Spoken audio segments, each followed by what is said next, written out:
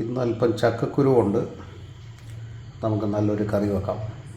ചക്കക്കുരുവും മാങ്ങയും വെച്ച് ഇന്ന് വേഗത്തിൽ നമുക്കൊരു കറി ഉണ്ടാക്കാം. അപ്പം നമുക്കിത് ഒരു ചക്കക്കുരു 6 പീസാക്കാം.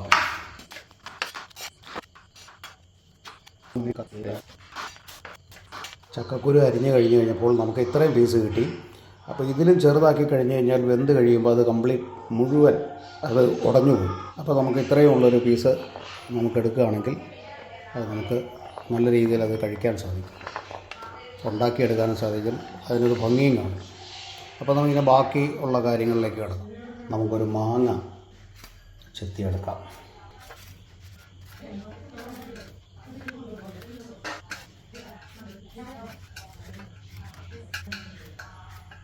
അധികം മൂക്കാത്ത മാങ്ങയാണ് ഏറ്റവും നല്ലത്.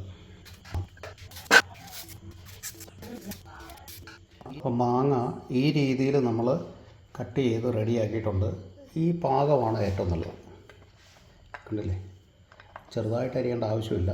അച്ചാർ പോലെ നമ്മൾ അരിയേണ്ട ആവശ്യമില്ല.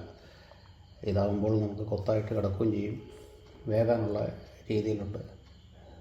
ലൈറ്റായിട്ട് അരിഞ്ഞ് ഇനി നമുക്ക് കുക്കിങ്ങിലേക്ക് നമുക്ക് നോക്കാം. നമ്മുടെ ചക്കക്കുരു ഇത് അടുപ്പത്ത് വെച്ചു, അതൊന്ന് വേകട്ടെ. കുറച്ച് ഉപ്പും കൂടി ഇടാം, ഇച്ചിരി മഞ്ഞൾപ്പൊടിയും കൂടി ഇടാം, നമുക്ക് കുറച്ച് കരിയാപ്പിലയും കൂടി ഇടാം. എന്നിട്ട് നമുക്ക് ഒരു വിസിലടിക്കാം. അതൊക്കെ ഏകദേശം വേകും. ഒരു വിസിൽ വന്നു നമുക്ക് നിർത്താം. നമുക്കിത് അരയ്ക്കാൻ വേണ്ടിയിട്ട് നമുക്കൊരു തേങ്ങാമുറി എടുത്തു. അത് ചെറിയ തേങ്ങയാണെങ്കിൽ കുഴപ്പമൊന്നുമില്ല, വലിയ തേങ്ങയായാലും കുഴപ്പമില്ല. പിന്നെ 3 ചെറിയ ഉള്ളി എടുത്തു, ഒരു വെളുത്തുള്ളി, അല്പം കാന്താരി, പിന്നെ കരിവേപ്പില.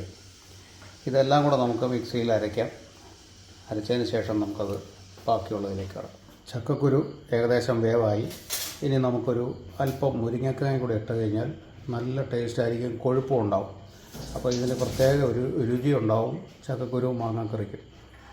അപ്പോൾ ഇതും കൂടെ നമുക്കതിനകത്ത് ചേർക്കാം. നമ്മുടെ ചക്കക്കുരു ഏകദേശം നല്ല രീതിയിൽ വെന്ത് കഴിഞ്ഞു. ഇനി നമുക്ക് മുരിങ്ങയ്ക്ക അതിനകത്തിടാം. നമുക്കിതൊന്ന് അരച്ചെടുക്കാം. അപ്പോൾ മുരിങ്ങയ്ക്ക ഏകദേശം വെന്ത് കഴിഞ്ഞു. ഇനി നമുക്ക് മാങ്ങയും കൂടെ ഇടാം. നമ്മൾ അരിഞ്ഞെടുത്ത മാങ്ങ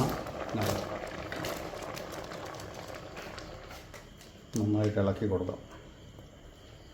ഇത് നമുക്ക് വിസിലൊന്നും വരേണ്ട ആവശ്യമില്ല. ഇത് തീയിൽ തന്നെ കിടന്ന് വേകട്ടെ. വേകുമ്പോഴത്തേക്കും നമ്മുടെ അരപ്പും ഇതെല്ലാം റെഡി ആയല്ലോ. ഇനി നമുക്ക് താളിച്ച് എടുക്കാനുള്ള ഒരു ഫൈനലിലേക്ക് നമുക്ക് കിടക്കാം. ഇത് ഇത്രയും മാത്രം വെന്താൽ മതി ഏകദേശം. ഇനി മാങ്ങ ചെറുതായിട്ടൊന്ന് വെന്താൽ മതിയല്ലോ. നമുക്ക് 2-3 ചെറിയ ഉള്ളി എടുത്ത് അരിഞ്ഞ് വെച്ച് കഴിഞ്ഞാൽ നമുക്കിനി കടുക് വറുക്കാം. കടുക് വറുത്തതിന് ശേഷം ഈ അരപ്പെല്ലാം കൂടെ ഒഴിച്ച് കഴിയുമ്പോൾ ഇന്നത്തെ നമ്മുടെ ചക്കക്കുരുവും മാങ്ങായും കറി പൂർണ്ണമായി. ഏറ്റവും ടേസ്റ്റുള്ളൊരു കറിയാണത്. ഇനി നമുക്ക് അരപ്പ് ചേർക്കാം.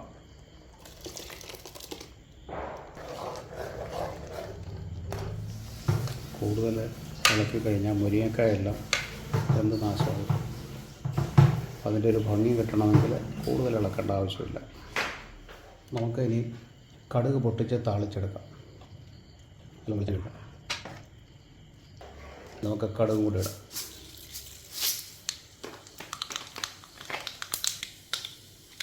നമുക്ക് അരിഞ്ഞ് വെച്ച ചെറിയ ഉള്ളിയും കൂടെ ചേർക്കാം അതിനകത്ത്.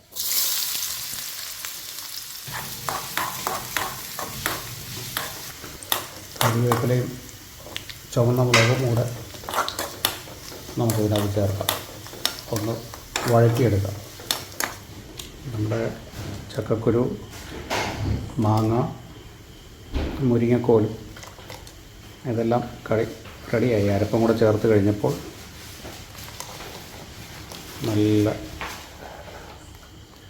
നല്ല സുന്ദരമായൊരു കറിയാണ്. എല്ലാവരും ഇത് ഉണ്ടാക്കുക, കഴിക്കുക. എൻ്റെ പഴയ വീഡിയോകളെല്ലാം കാണുക, ലൈക്ക് ചെയ്യുക.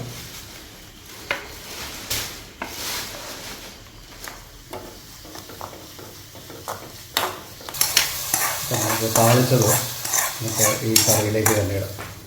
നല്ല രുചിയോടുകൂടിയുള്ള ചക്കക്കുരു മാങ്ങാക്കറി, നല്ല അത് മുരിങ്ങക്കോലും കൂടെ ചേർത്ത് കഴിഞ്ഞപ്പോൾ നല്ലൊരു കറിയായി.